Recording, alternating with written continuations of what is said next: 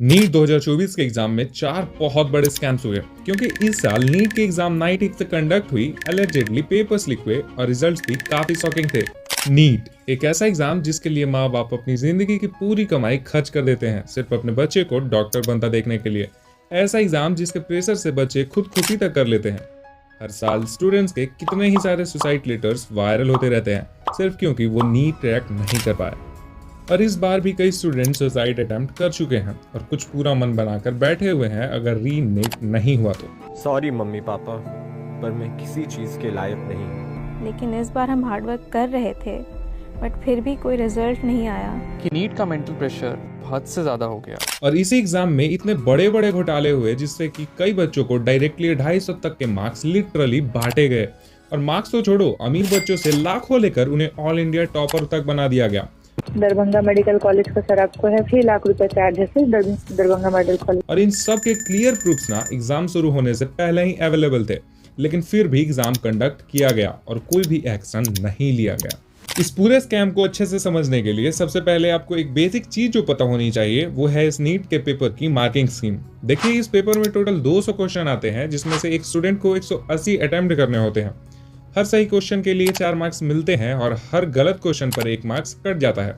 तो नीट का एक पेपर कुल मिला के 720 मार्क्स का होता है, मतलब 180 इंटू 4। इस मार्किंग स्कीम को एक एग्जांपल की मदद से समझते हैं। मान लो कि जिस स्टूडेंट ने 180 में से 180 क्वेश्चन सही कर दिए तो उसका स्कोर बनेगा 720 मार्क्स का। अगर वो स्टूडेंट एक क्वेश्चन छोड़ देता है तो उसका 4 मार्क्स कट जाएगा और फाइनल स्कोर बनेगा 716 मार्क्स का।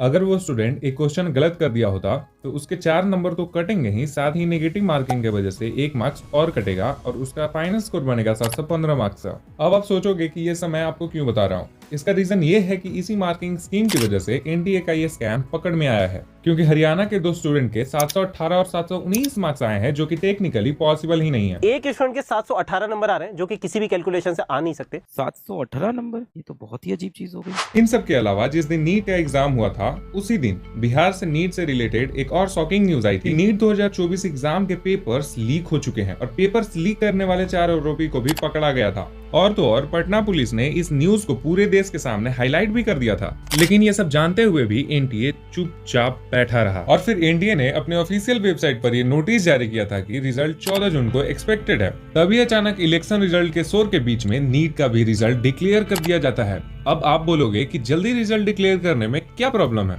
तो प्रॉब्लम जल्दी की नहीं है बल्कि पूरी की पूरी रिजल्ट की है। देखिए, ये तो आपको भी पता है कि इस तरह के कॉम्पिटेटिव एग्जाम में क्वेश्चन का लेवल काफी हार्ड होता है, यानी कि किसी बच्चे के पूरे में से पूरे मार्क्स आना थोड़ा मुश्किल होता है। इनफैक्ट आज तक के रिकॉर्ड में मैक्सिमम 3 ही बच्चे फर्स्ट रैंक ला पाए हैं, लेकिन इस बार पूरे 67 बच्चों ने रैंक 1 यानी एयर 1 लाया है। अब सवाल ये है कि क्या ये सारे बच्चे अचानक से इतने इंटेलिजेंट हो गए या फिर क्वेश्चन ही आसान आ गया। लेकिन कोचिंग इंस्टीट्यूट वालों का तो ये कहना है कि इस बार नीट का पेपर बहुत हार्ड था और ऐसा ही 67 बच्चों का रैंक 1 आना टेक्निकली पॉसिबल ही नहीं है। जो आपको इमेज दिखाई दे रही है वो उन टॉपर्स की लिस्ट है जो एनटीए ने खुद जारी की है।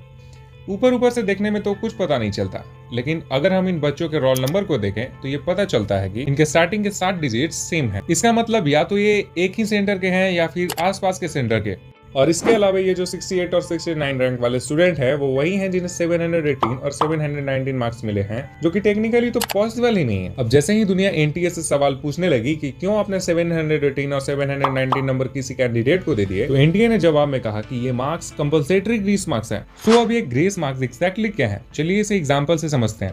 समझो एक सेंटर में बच्चों को पेपर 10 मिनट लेट बांटा गया, तो वहां पर एनटीए ने सीधे 40 मार्क्स बढ़ा दिए, ये एज्यूम करके कि वहां के स्टूडेंट 10 मिनटों में 10 आंसर सोल्व कर लेंगे।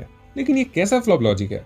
And now once again let me repeat, ये एग्जाम लोगों को डॉक्टर बनाती है। वो डॉक्टर जो आगे चलकर पेशेंट्स हैंडल करेंगे, उन्हें दवाई देंगे और ऑपरेशन थिएटर में उनका ऑपरेशन कंडक्ट करेंगे।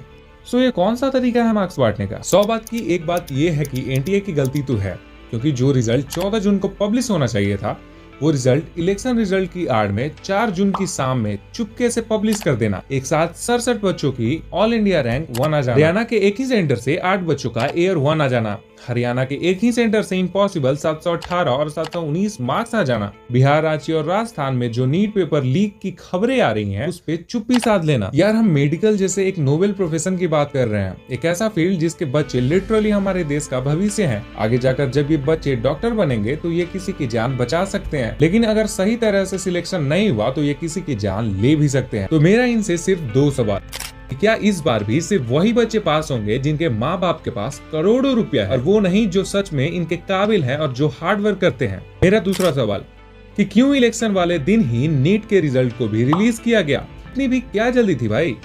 क्या एनटीए इलेक्शन के शोर में इन मासूम बच्चों की आवाज को दबाना चाहती थी? अगर हाँ, तो हम सभी को मिलकर इनकी आवाज बननी पड़ेगी।